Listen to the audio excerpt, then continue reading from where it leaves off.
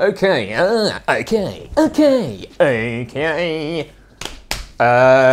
I can't stand to fly. I'm not that naive. Men weren't meant to ride with clouds between their knees. Welcome back to Casey's lost his fucking mind. Jesus, all right. Welcome back to Val Verde Broadcasting and another exciting, enthralling episode of It Ain't Broke. My name is Duncan Casey. I am a professional actor and twat. This human is Richard Jackson, who also lives here. Yeah. Man. I don't have to introduce you as anything in particular because you also work here, but we've just done a load of shooting with some guests who are very exciting, and you've probably seen a bunch of stuff with them, and they're from the Conversation That podcast. So go check them out. Today we're talking about Superman the movie. Richard Donner's movie. Seminal 1978 classic.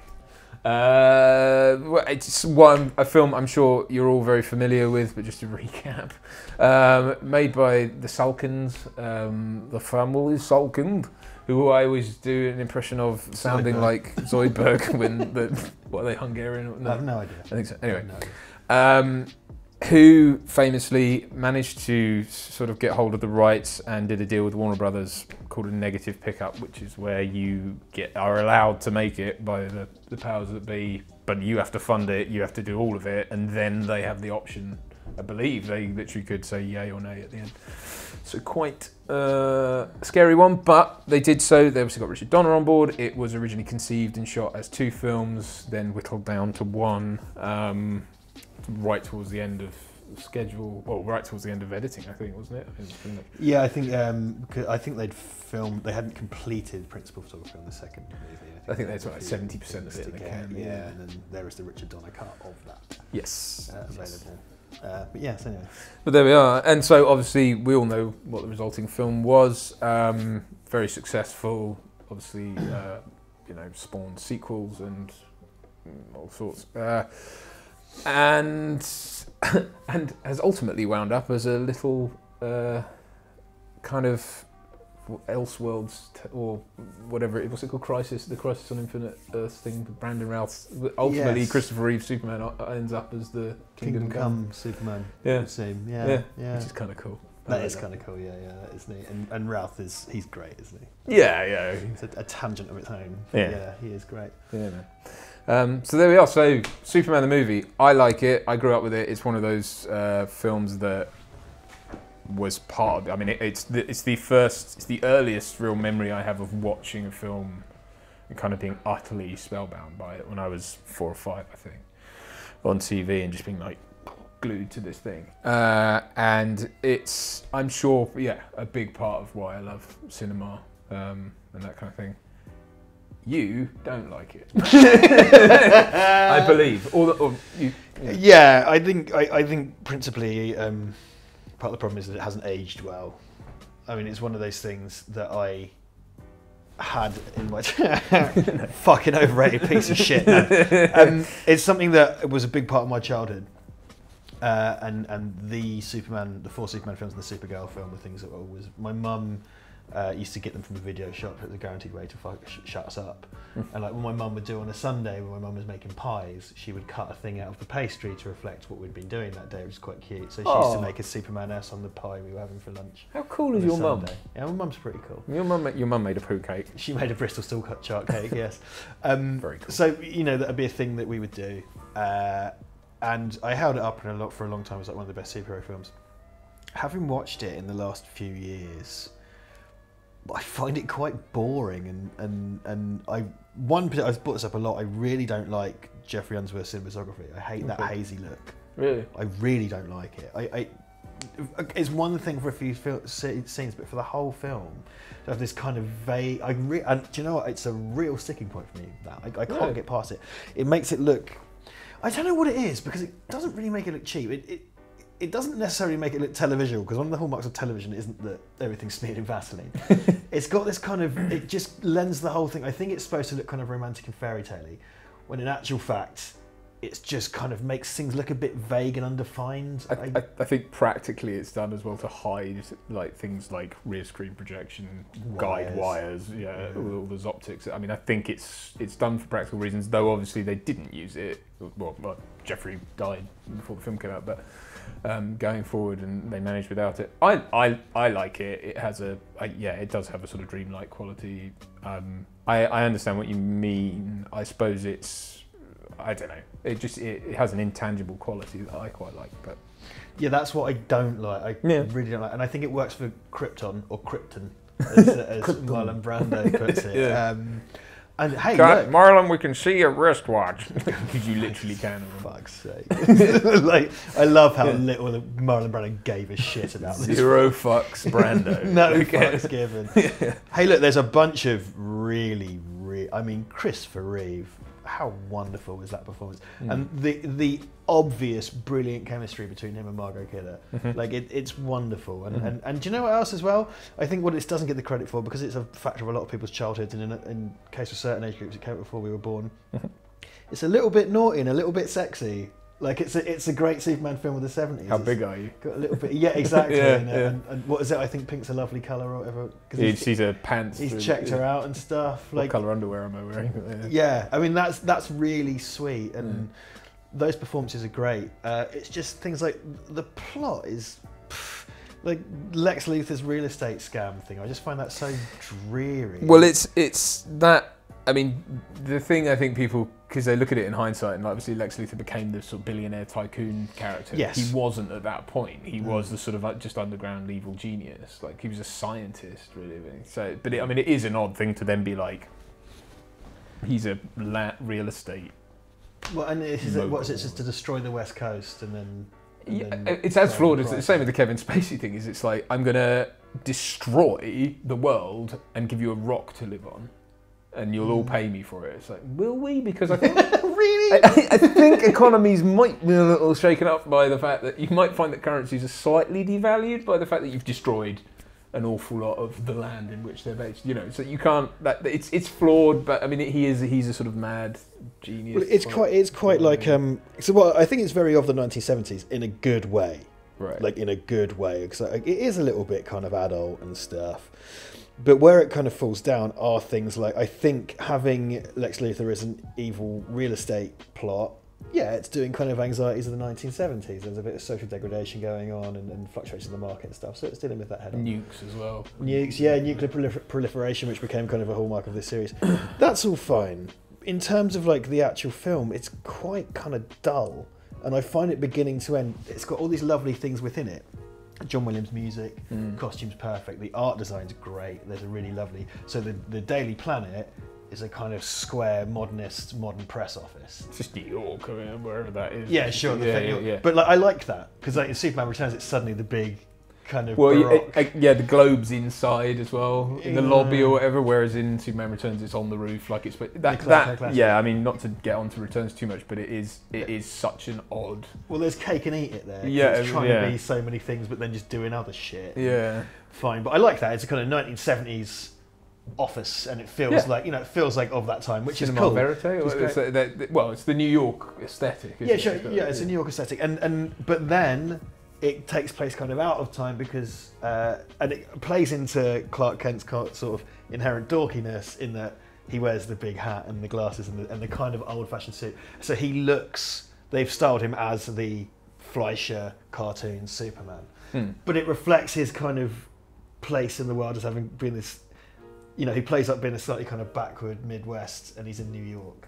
Yeah. So he's dressed out of time, and that works. It's also part of his hiding in plain sight. Like his whole back, he's an alien from outer space living on Earth, but he's also, he's that Midwest guy. That's what enables him to, by sticking out like a sore thumb, he's able to hide in plain sight, effectively, because no one thinks the question. He's this sort of, the hunch and everything is great, and it is often talked about, but it's more than that. It's the fact that you put him in big boxy suits because he's got to hide his frame, and there's some really great ideas there that are just, I think like taking something like Superman Returns and this, and Superman Returns is sort of ultimately kind of a remake in a way, and it's like, and it really wants to be that film, and I think what it misses with all that stuff, I suppose ultimately what it misses is it's less character driven, even though it thinks it's very character driven, than the first film, and that, you know, it is what Batman Begins gets a lot of praise from among other people, myself, is being sort of just about the character,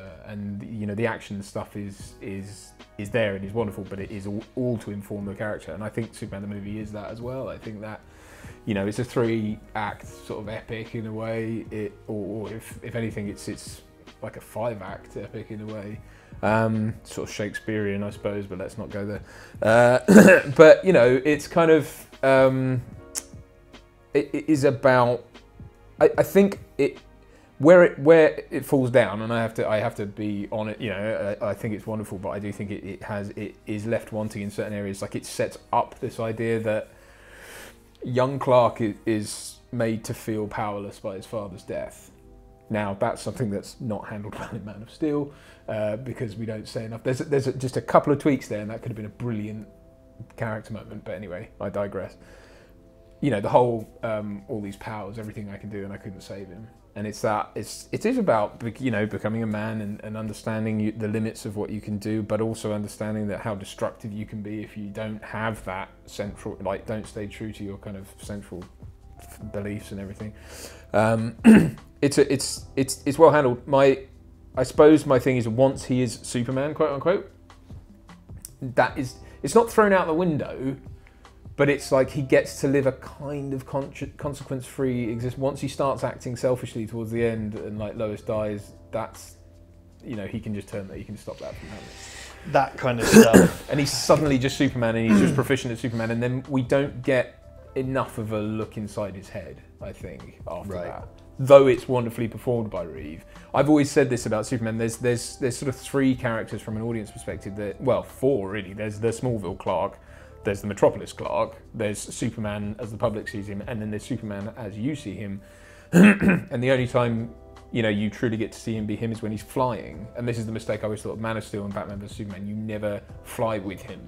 So you never get to be with him in the one place the audience can be with him that no one else can. Which is vital, because you need to see that's a very key moment of this film, is when he takes Lois for the fly, which is a scene I hate. Well, the poem doesn't need to be there. That is just like, I mean, in terms of the tone, it's just like, what? And also, you know, this is geeky stuff, but just holding her hand seems to give her the ability to fly. That's a thing that's, it doesn't, it's like... I know it's kind of fairy tale-like, but just saying that isn't good enough. I know, when you think about it, it's like even when they're holding tips, touching tips. She sort of, one could say, well, yeah, but they're moving along, so he's kind of bringing her along. But it's like, yeah, but he'd be ripping her arm off at that point. You know what I mean? Obviously, we don't want to go into all that. From a romantic perspective, I get it. Yeah. But I just kind of like, the film grinds to a halt for that. I will say this, over the examples you just given, yeah, I think you should fly with Superman. It's one of the things that makes him so kind of wonderful. Like, this is kind of this magical thing. There's something magical to him, and it's kind of fairy tale-ish. But it leans way too hard into it, and there is this kind of feeling in Superman the movie of stuff just happening, and reversing time is particularly egregious because it doesn't make any sense in any way you cut it. No. And it just kind of, like all such things, it just breaks the fiction. Yeah, I mean, it frustrates me that the world is shown to turn backwards as if that's what would reverse time. My feeling on it always was that, well, not my feeling on it always was, my lame-ass excuse is that he's not actually turning the world backwards. He's going so fast that time is going backwards. Yeah, and the world is there. So he's going faster than the speed of light. I kind of think it... But then everything goes right, but then it's like, why didn't the missile hit again and it all happen again? Like, you only turn time backwards, you didn't turn time backwards and stop everything. Yeah, he got his girlfriend back though. That's horrible when Lois dies. It's a really horrible scene. And you do really feel their relationship. You absolutely believe that they're in love and they've got this brilliant chemistry. Like, and it's kind of dangerous because it is a bit sort of sexy. Well, like, it's, you know. and that's one of the strengths of 2 is the fact that it's what's the word? not that it's toxic, but it's a relationship that just cannot be. It's a doomed relationship from the start. Not because they can't love each other, but because they're just wrong for each other, and in a way, and yeah. And I like that they kind of lean into that. I don't like the magic kiss, but that's another thing. The fucking and brain kiss, and then Superman 2 with the fucking pulling the S off and all that. So I don't want to be. Well, that's the Leicester version. I mean, my I like the Donner cut of 2, by the way. I don't. I've only seen it once and I liked it. I don't, because you barely see Superman in it. You only see Superman at the end. He turns up at Niagara Falls, saves a kid, and that's it until the end. But I liked it just felt like, to me, the Donner cut, and I know it is what it is, it just felt like it handled the material in kind of like a serious way without being too serious. I think so. I think the device of turning time backwards was meant for the end of that, and it was meant to be Superman's, like, what he's doing because of the situation with Lois, in that he can't be with her. She's clearly in so much pain, and that's the motivation for turning the world backwards.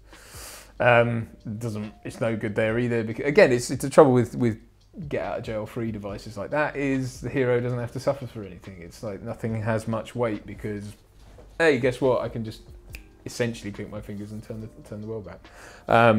Yeah, that is. It's something in the first film that I kind of let go of it because it's placed in the context of he is learning to defy his father's, and that father's S apostrophe, not apostrophe S, advice, because obviously I know it's a bit cheesy, but he flies up in the clouds and he's kind of, it's that, his father's talking to him through the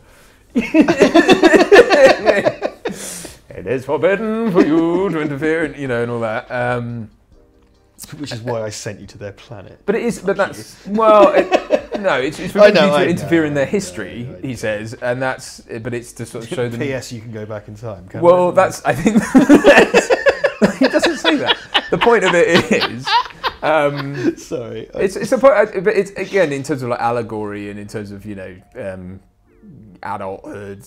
It's about having been fed conflicting advice. What the hell do you do? And then it's about carving your own path. And all right, in this case, it's turning back time. But I mean, it's allegorical of defying or choosing your own way and defying.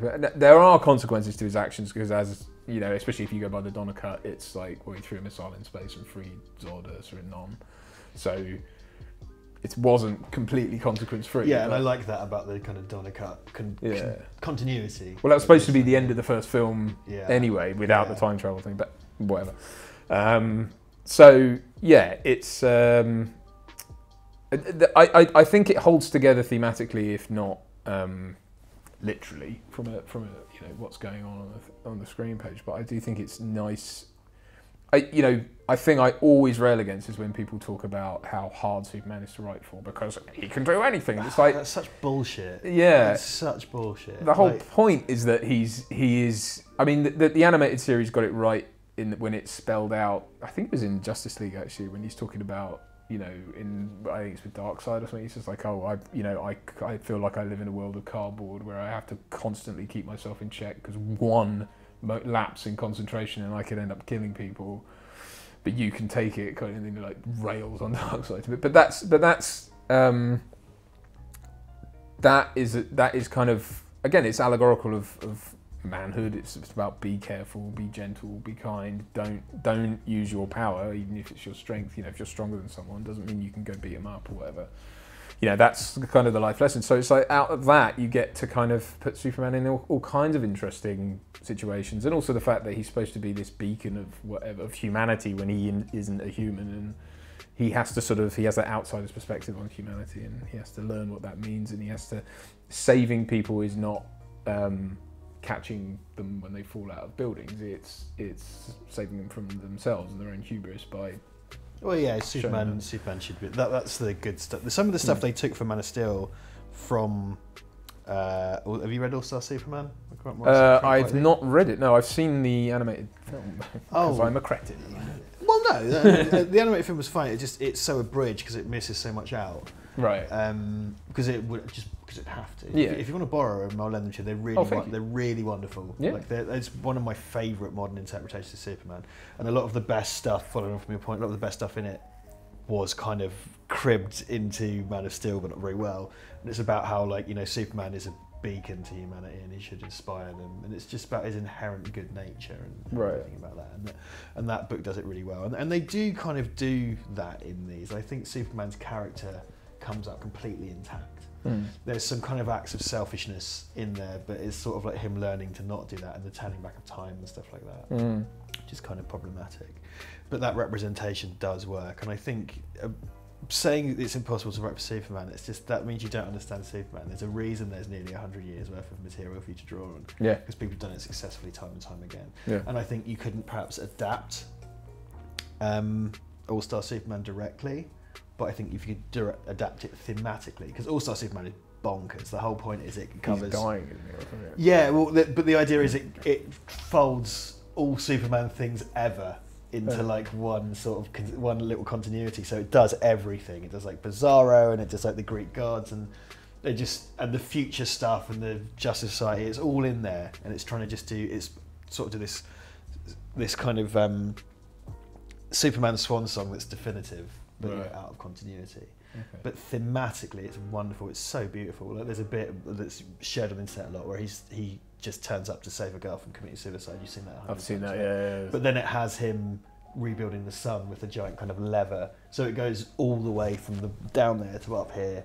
Wonderful. And you could sort of do that. And I do think thematically, you know, my frustration with this is that it absolutely gets Superman. It just gets it on that level. I just find the act of watching it not that interesting. I don't think it's very nice to look at either. You know, again, sort of frustratingly. And it's not quite a cut and shut, but it is a compromised film.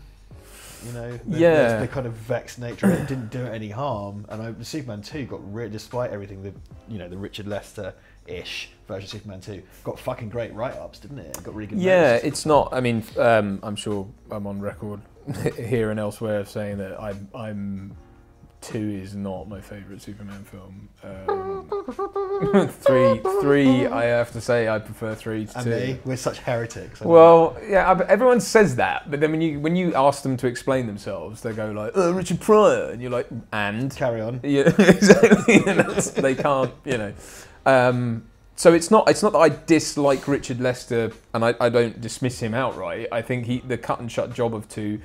For me, the cut and shut is more apparent in 2 than it is in 1. Yeah, because they're huge tonal shifts. Because we're talking about the Hard Day's Night guy here with Richard Lester, and it's really kind of whoop, like swanny whistle stuff, and it's like, what the fuck? It's like all the. Sorry. Because at least in 3, it's a consistent vision. Yes, it's all, you know, that slapstick. Film. Yeah, it's there, but at least it's part of the fabric. Yeah. Whereas 1 and then 2 is this halfway house. Or it's just intercut with people's wigs flying off or whatever, and like. Well, it's like the Kryptonian villains are evil because they like blow people down the street, or they, you know what I mean, or like it's just they do Planet Houston. Yeah, they blow up an astronaut and kick him in the nuts. It's like, well, it's, right. I do get really some of the more obvious New York stuff. Is the Statue of Liberty only in the second one? No, it's in the first one. It is in the first one. Yeah. That fucks. That's New York then. Yeah, I know. I don't. What? That's just. Do you know what you could do? Just don't fucking shoot the Statue of Liberty. It's not hard to create a fictional space in a real. It's all the background plates for the flying. So it's like that's in the first one. It's when Lois and him go for a fly. I think you see the World Trade Center and everything, and it's just like, well. That's too much. It's like you need an aerial background plate of a city. Gotham is like Kowloon Bay in Hong Kong, Chicago. I think there's. In Batman Begins. Well, in those trilogy. But it's all pieced together. But the thing is, but that's what I say. Yeah. No, I think we're going to the same place here. Yeah. It's all pieced together because there's like the Narrows and then there's the city. Yeah. I think they used. I can never remember Croydon. I think it's partially the industrial right stitched together in a contiguous way that makes the fictional city. Yeah. Therefore, makes a fictional city. Yeah. What you don't do is have fucking Batman at Croydon fucking train station. I know. With a sign that says Croydon. But understand that like something like Batman Begins, you can do that optically in a computer, whereas with Superman, you had to get aerial plates of the city. And Come on, don't do New York then, do somewhere more nondescript. And don't fly past the fucking Statue of Liberty. Well, they tried Milton Keynes, didn't they? Don't see how that fucking goes. Yeah. I actually think Superman falls the... No, I don't. No one is that contrarian. No one is that contrarian. No, I have a soft spot for it, but that is mainly nostalgia on my part. As a kid, I liked it, but it wasn't... That's when I watched as a kid, and then I don't think I've had no business watching it since. I can't see why I would. No. Superman 3 and even Superman 1 and 2 to some degree, I have had business kind of checking out in the last kind of few years. And one in particular, I just feel has suffered. Okay. And I just find it's kind of lionised. And it's a deeply important film. Yeah. I think we owe so much well, it depends whether or not you like the superhero thing as a movement, but I think that was the kind of watershed in which these things were starting to be taken seriously. Not necessarily tonally, but perhaps as an audience, a draw to audiences, and as a going concern, they've started to be considered seriously. Because, you know, it was Warner Brothers, and Warner Brothers have always, you know, Fox now is gone, which is, I never would have guessed that a couple of years ago, but we had the big two. We had Fox and Warner, and now it's kind of Warner and Disney, I guess, but Warner seems to be down here in terms of the mass of it all. Is it Netflix and Disney? I mean, it's pretty much going that way. I don't know. Warner's passing Netflix on the way down, or what? Well, you know, Warner's thing has always been, you know, Fox were happy to dabble in the slightly more trashy arenas. Fox has always been the prestige studio. You know, they have directors. You know, they make the fucking Clint Eastwood movies and the Affleck movies, and you know, they made Casablanca, which they've been dining out on for nearly a century. But you know, they were like the prestige studio, part of the big two. And then when Warner Brothers are releasing a Superman film written by the guy who wrote The Godfather, it's this kind of like, well, hold on a minute, like we have to sit up and pay attention. I know it was a kind of the negative option thing. Negative pickup. I did not know that at the same time. I'm about to say, you know, it's something that you kind of sit up and take seriously, and it's kind of prestige product. And it's like, well, they, you know, Warner Brothers making Superman films, so that we have to sit up and pay attention to that. And I think perhaps that industry-wide, it was a long time before they made that stick again. And who was it? It was fucking Warner's when they made Batman. I think Warner Brothers seem to work the best within the superhero genre when they outsource, and they outsource to people with their backs against the fucking wall to deliver.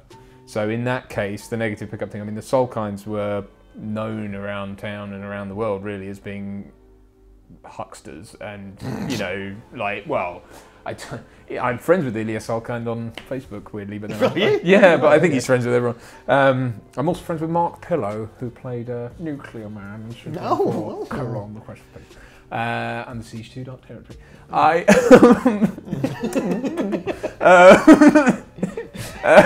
But they were known for that, and they begged, borrowed, and steal. They wasted millions on initial flying tests, and Guy Hamilton, who was set to direct it, until they were then going to, because initially it was going to be shot in Italy, and then they decided to move it to the UK, but Guy Hamilton is a tax exile from the UK, because he directed the 4 Bond films, some of them, some of the early stuff. So then it was shit, and they got Donna in, and then when Donna came on, they'd already spent like a ton of money. And I know they had to beg, borrow, and steal to get the money together to finish it off. And obviously then, you know, they got it done. But I think, and then something like, arguably, something successful like Batman Begins, I think, again, was a kind of like, the Batman brand is in the toilet. I know that Chris Nolan and, what's the guy's name? Is it his producing partner? I forget. Sorry, I should know this, but then we're not talking about that film. But they had basically, they pitched to Warner their idea for a Batman film and had to, you know, kind of get them on board. I know it's a Warner film. Was, you know, a new Batman film was unthinkable. Yeah. I remember that, but it was unthinkable there'd be a new Batman film after Batman. The 7 Years of Wilderness, where that was just a joke. And it's not the same deal, but it's like, again, a similar type thing of like, here's an outside production company that's going to go to the UK and shoot this thing. Here's their idea, kind of thing. I suppose, I don't know, I mean, the Tim Burton Batman film, I don't think was made that way, but, you know, it was made, initially, it was off the blocks in terms of, let's recreate the Superman success a la Batman, you know, it was done that way. So get Nicholson instead of Brando, and, you know, blah, blah, blah. So let's get a famous name attached, and then blah, blah, blah. So I think they seem to do their best work, with what I'm saying, is when they aren't placing any expectation on it, they aren't micromanaging it, and they are just sort of letting someone deliver a vision, albeit, you know, I know in the case of Richard Donner it wasn't entirely his vision from the get-go, but I mean, once he came on board, it's things like, I mean, it is a massively happy accident, but it was the fact that they then were able to get all the effects artists and stuff who'd done Star Wars. They got a lot of, you know, all that expertise at Pinewood and that kind of thing. The Zoptics, what's his name? Zorin? Not Zorin, that's Christopher Walken in The View to a Kill. Close enough. Well, his name is something, and he came up with the Zoptics. It's not it's sort of rear projection, but it's done through there's like a two-way mirror with the camera's behind, and you bounce it off the, which is pretty cool. And that works a treat. That was, you know, but it was this great sort of amalgam of different things to get the flying effects to work. You know, so it's all this kind of. Well, that was what was riding on it, wasn't it? Yeah, it was like, you know, and they marketed it, of course, with "You Will Believe a Man Can Fly," because that was not a thing that was particularly done, and they, so much was riding on getting Superman to fly, which is one of the obstacles to making Superman stuff, because they used to, I think. George Reeve used to jump, and then it would like springboard out the window, and then he'd just be like. Yeah, and was it George Reeve that one of the TV Supermen would turn into an animated one when he jumped? That was Kirk. Superman. Kirk Douglas. Kirk Allen. Kirk Allen. Yeah, maybe something like that. Sorry, internet. I know the one you mean. Yes, they would. They tried that with camera tests for Superman the movie. It obviously didn't look well. They even tried like a remote control aeroplane Superman that looked terrible. So like when they put that xenomorph suit on that dog in Area 3. It's like pretty much like a whippet just walking around. Just like, It's too adorable. Put a suit on a whippet, a Superman suit, and just shot it out of a cannon. No. Tamp it down with a broom. I mean, and a lot of, don't get me wrong, a lot of it is Chris Reeve. He's selling that effect because, you know, performatively it requires a lot of continuity between wire work, Zoptics, and, you know, the Zoptic thing was a mould made of your body that you lie in, that then the suit is put over, and then you're on like an arm that's basically up behind it, and then everything's projected behind you. So I mean, like there's for example, there's that shot just after he saves Lois and he flies off. There's that classic shot of him kind of at camera, banking, turning around, doing all this sort of stuff, and that to make that work is an absolute, to make it look that fluid performatively, but also the fact that Chris Reeve isn't moving. He's staying perfectly still. The background plate's doing the somersaults, and they're matching the lighting state on him as the camera goes around. I mean, that is, you know, bearing in mind with things he's supposed to be passing, that is pretty cool to me. I love that sort of thing, and that's the magic of it. Like, there's a real. That was the thing. I think there was a real magic to these, and they achieved a large scale magic trick. Yeah, you know, I think a lot of it lived and died on. Which plays into the, you know, verisimilitude is the phrase that's brought up by Donner in relation to this, and it's the thing that he said, you know, this had to have, and it's not something. I mean, you know, later on Nolan gets credited with a lot more with regards to Batman about injecting a kind of reality to it. I think he's on record as having done that, and I think with the special edition Dark Knight trilogy, he interviews Richard Donner about it. So he was very much aware of what Richard Donner meant by that. Was it doesn't mean that there can't be fantastical situations and characters, but that there has to be this through line of believability and internal logic, and you have to establish the rules of what you're talking about clearly and follow them. And I think, you know, time turning back aside, it kind of does that. I mean, you know, certainly in terms of the character and in terms of the people in the world, they do seem true to themselves and believable, you know, and fallible, but... Yeah, well, that's, I mean, on that level, yeah, it does take place in a kind of realistic, and yeah, I think the takes of the characters are quite realistic, and having, particularly Lois is kind of like this modern sort of woman that's, you know, she's not some kind of 1940s, gee shucks, she's kind of like got a bit of a fucking, got a bit of wit, you know what I mean, and she's like a little bit mean, but in kind of a nice way, you know, and you know, Clark is the man out of time that stumbles into this, because their version of Perry White and Jimmy Olsen, of course, is quite updated and everything as well. And Clark's the one, and I like that as well. That Clark is still the guy from the 1940s that walks into this world and doesn't quite fit. Well, because also what they're saying is he has spent the last 18 years in the Fortress of Solitude, essentially being sort of like Ludovico treatmented, all this stuff. He's been baked. Yeah, I mean, it kind of is like that, and it's a sort of shame that not more's done with that. But it's kind of like, he's literally been stood in an ice palace for however long, just being talked to. And it's still in the kind of Silver Age of Superman as well, so it's in that kind of, you know, I think the thing of Superman having kryptonite downloaded into him has been taken away and put back in a bunch of times in the reboots and stuff. Right. So they're sort of doing the thing. Yeah. Because, you know, like Silver Age Superman could speak and understand and read Kryptonian and stuff like that, and knew about like Kryptonian botany and Right. stuff like that. Yeah. You know, whereas I think the kind of post reboot, like post Crisis Superman he was supposed to be sort of not filled up with that. He had all the powers and stuff, but he had a gem of discovery, didn't have all the stuff shoved in his brain. Right. Which I think there. And then you kind of get to Man of Steel where he's literally encoded with all of Krypton. Yeah, it's like in his DNA. Yeah, which is kind of interesting, and then just seems to be dropped for like everything sort of thereafter. Especially when you need to revive Superman in a Kryptonian ship, you think you might use some of that.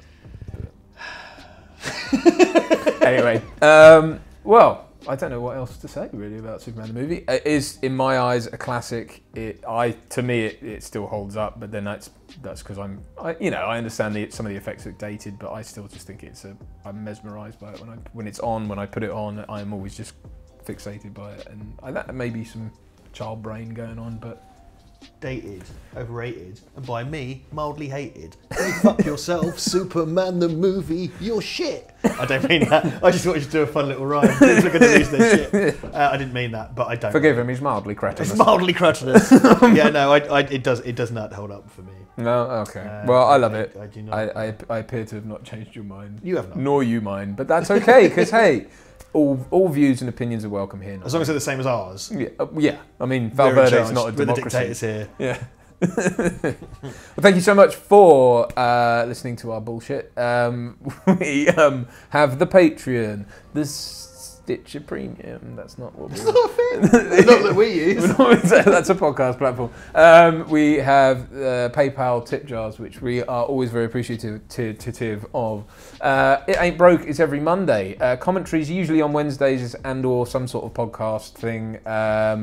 Lots more excitement on Patreon, things like MP3 commentary archives and exclusive content, live streams, etc.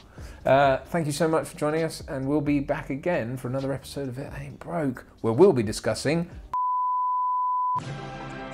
Support your 7th or 8th favourite YouTube channel by buying crap, tat, junk, hogwash and filth at redbubble.com/people/Val Verde Shop.